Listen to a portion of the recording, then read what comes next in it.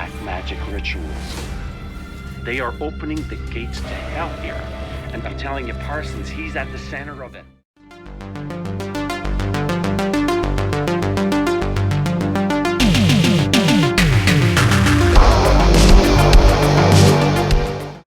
We are talking The Breach. This one is directed by Rodrigo Gudiño and is of a story from Nick Cutter. And this is actually executive produced by Slash from Guns N' Roses, who also did some of the music for the movie. And it's a very Lovecraftian style movie, I suspect very much inspired by the works of H.P. Lovecraft. It focuses on a rural kind of American town somewhere, somewhat kind of out of the way, and one day this kind of very mutilated body kind of washes up on its shores, and you know, the local authorities can't make head nor tail of it, but they do discover it could be the body of this scientist who has previously kind of rented out this cabin deep in the woods. So the chief of police, along with the coroner and a kind of local kind of guide, decide they're going to go and investigate this kind of area, and what they discover is something beyond their worst nightmares. What will happen? You will have to watch the movie and find out. So, I will say I actually quite enjoyed this movie, but I am going to go through the negatives first, unlike normal, because my negatives are relatively kind of slight. I'll just get them out of the way, and then we'll talk about the good stuff. So what negatives do I have about this movie? Okay, there's a couple of things here. Now, number one, I think, is a kind of shoehorned romance. We have our three people that go to this kind of cabin in the woods, and of course we have these two guys and a woman, and both of these guys have been involved with this kind of woman at some point, thus creating a love triangle. And I thought, oh, that's very typical, and I kind of, it's one of these things where you see a kind of trope in these kind of style of films to add that conflict within the group.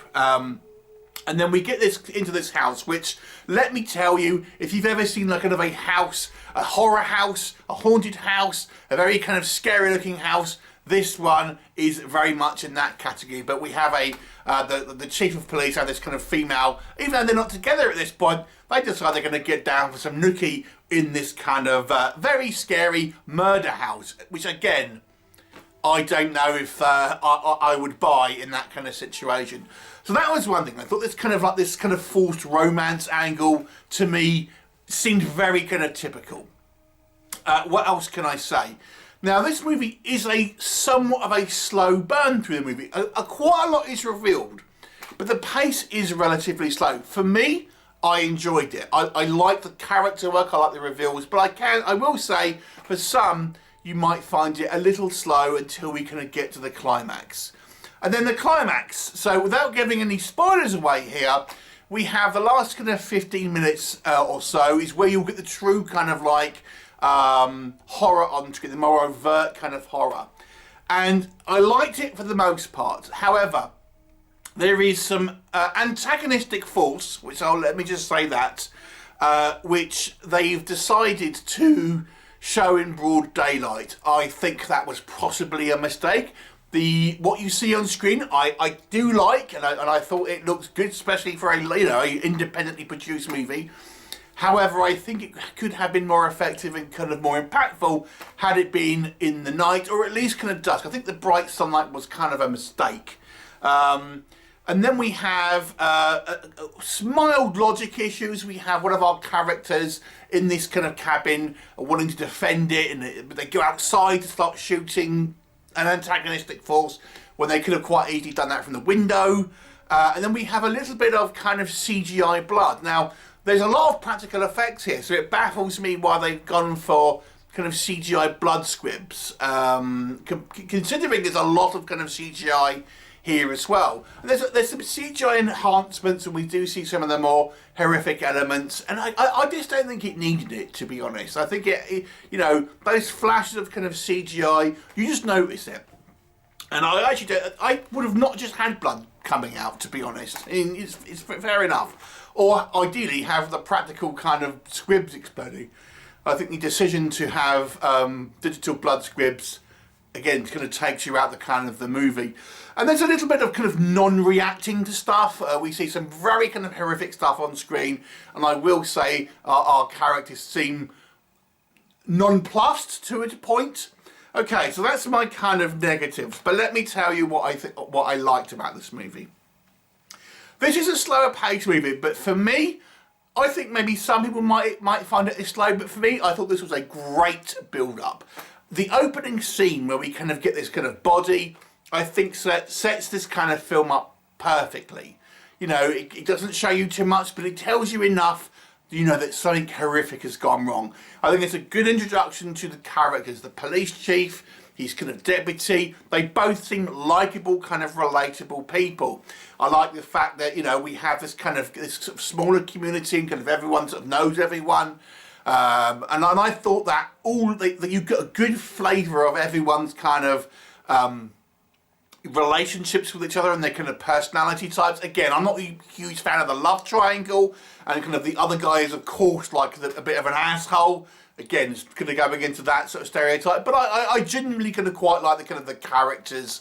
And I have to say the performances were all very good in the movie. I was kind of like, they kept me engaged. I thought they were kind of likeable, kind of down-to-earth characters. As the kind of the film goes on, it will slowly kind of introduce kind of the more horrific elements, and you get a flavour about what's kind of going on. Once you see a kind of a scientific lab with a kind of a mad doctor that totally is the actor is totally doing an Andrew Divoff impression, you know, you'll definitely get those kind of H.P. Lovecraft vibes. And although it doesn't explicitly tell you what's kind of going on, the fact that I've kind of said H.P. Lovecraft, it should give you an idea about what's actually kind of going on. And I think the movie does a good job of not spoon-feeding you everything, but making it fairly clear about what's actually kind of going on. I'm not going to spoil it for you here, but let me just say how it kind of like shows you what's going on, I think is very horrific. The way these the horror elements here are incorporated, I think is very well done. And we get a lot of kind of practical effects, very kind of like gruesome. It's not like kills and stuff necessarily, but we can get a good amount of kind of body horror in this movie. And, you know, for the outside of these kind of like few kind of visual tweaks, what we see on screen is practical effects. And I have to say they were quite imaginative. And, you know, when you stop and think about these things, it is truly horrifying kind of what they've kind of come up with. And this movie does have some interesting kind of scientific kind of like conspiracy theories that it kind of throws out there, which I thought was kind of quite good. The Mandela effect, things like this are kind of referenced.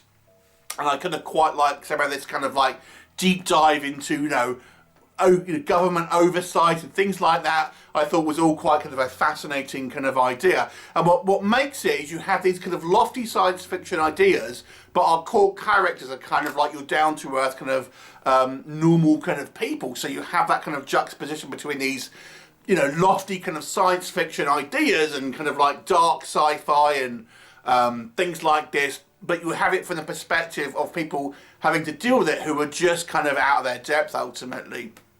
I thought the set decoration in this house, maybe it was a little bit kind of like overplayed. I mean, it's like a true kind of horror house, complete with kind of creepy dolls' heads on the kind of like these shelves and things like that.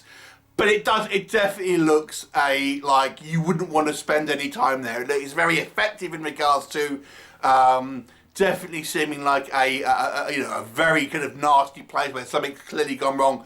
Maybe a little bit too, you know, it went a bit too overboard with kind of the spooky stuff, the kind of just the set decoration and things like that. It seemed like, what can we do to make this maximum kind of creepy? But I think it works in getting across that there's clearly kind of bad juju going on in this kind of this particular kind of house. And as the film goes on, as I say, it gets more and more kind of science fiction and horror ideas. It's kind of like feathered in there, and obviously we have the kind of the climax. And the thing was, obviously it wants to finish on a strong note, so it has a much more of an overt and graphic kind of climax really. And then we kind of get a sort of somewhat of an epilogue that ends it on a, you know, on a particular kind of note, which I thought was good. I would have maybe liked a little bit more at the end, certainly in regards to the overall picture, is all I'll kind of say. But I got to be honest with you, I really kind of enjoyed this movie. I thought it had some great ideas with good characters, with good performances from the actors, an interesting kind of narrative that kind of kept me kind of engaged. And although I can kind of, you figure out what's kind of ultimately kind of going on, it doesn't treat the audience like idiots. And kind of, I think it has these kind of like very kind of surreal and kind of like deep kind of themes without kind of having to sort of like, spell everything out. And visually speaking, as I say, there are some, if you like gooey, gory kind of horror and body horror, there's kind of lots of that. And if you're a fan of H.P. Lovecraft, you will definitely want to check this one out. I gotta say, I could enjoy this one. The negatives I have do knock it down a little bit, because I do feel some of this stuff was avoidable in a lot of aspects, and I do think it kind of fell into a few kind of like the typical kind of traps that sometimes these movies fall into. But overall, it's a good movie. I would definitely recommend this one. I will give it a 7 out of 10. Have you seen it? What did you think of it? Leave me a comment, and I shall look forward to seeing you next time.